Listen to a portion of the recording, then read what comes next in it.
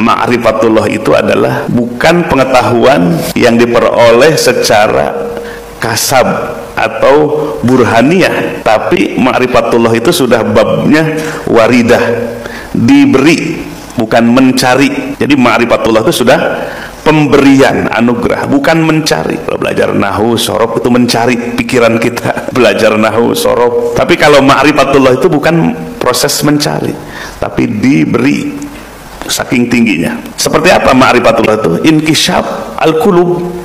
Jadi kalau hati kita itu ada hijabnya, penghalangnya. Ketika disingkap penghalang-penghalang hati, tentu penghalang hati disingkap karena tazkiyah, ya, pembersihan hati dari noda dosa, pembersihan hati dari amrod al-qalbiyah, penyakit hati, diangkat. Rufi'atil hujub, penghalang-penghalang hati diangkat oleh Allah. Maka hati kita memiliki ainul basirah, mata hati.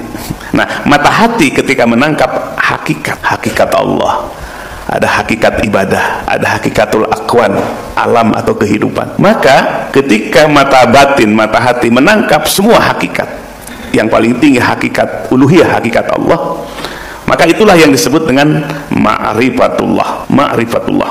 Jadi pengetahuan bukan berdasarkan pikiran, tapi ilmu yang Allah, pengetahuan tentang Allah yang Allah berikan ke dalam hati hambanya. Jadi pengenalannya, kalau ini terbatas, mengenal Allah, sifat asma, bahkan penyaksian kepada zat Allah, nggak bisa, terbatas akal pikiran. Maka kolbu lah yang pantas untuk menerima ma'rifatullah. Jadi wilayahnya apa? Kolbu. Contoh, ma'rifat uluhiyah, ma'rifat kepada Allah. Banyak orang awam tahu Allah itu pelafalannya Allah, penulisannya Allah, tapi hakikat Allah sudahkah merasakan hakikat Allah?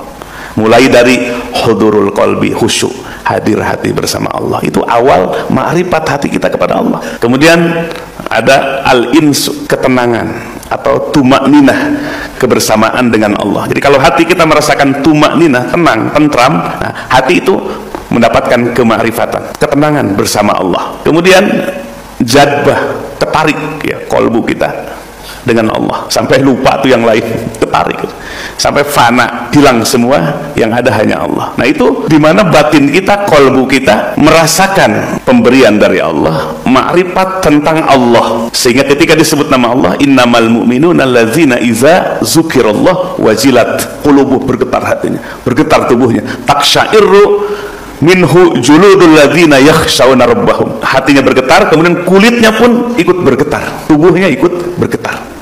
Itu ma'rifatullah. Kemudian ma'rifat kepada Allah ini menjadi ilmu tertinggi. Anwarut tawajuh, cahaya tawajuh. Apa maksud cahaya tawajuh itu?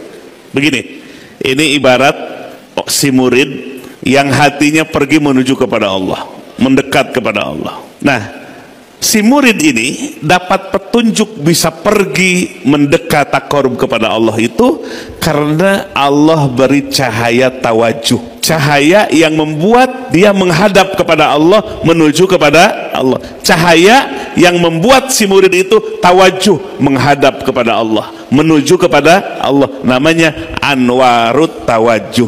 Anwarut tawajuh itu, cahaya tawajuh itu diberikan kepada murid apabila murid itu melakukan proses riyadhah, mujahadah, suluk. Apa riyadhah? Melatih hati, menjaga hati, selalu zikir.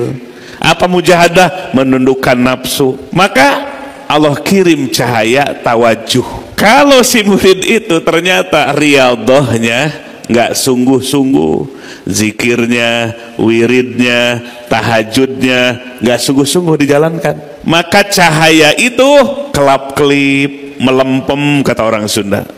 Bahkan kalau si murid itu tidak riyadhah lagi, melatih hati, menjaga hati dengan zikir, wirid, ya, ditinggalkan, gelap tanpa cahaya. Kalau gelap tanpa cahaya, si murid bisa melanjutkan perjalanan menuju kepada Allah atau berhenti?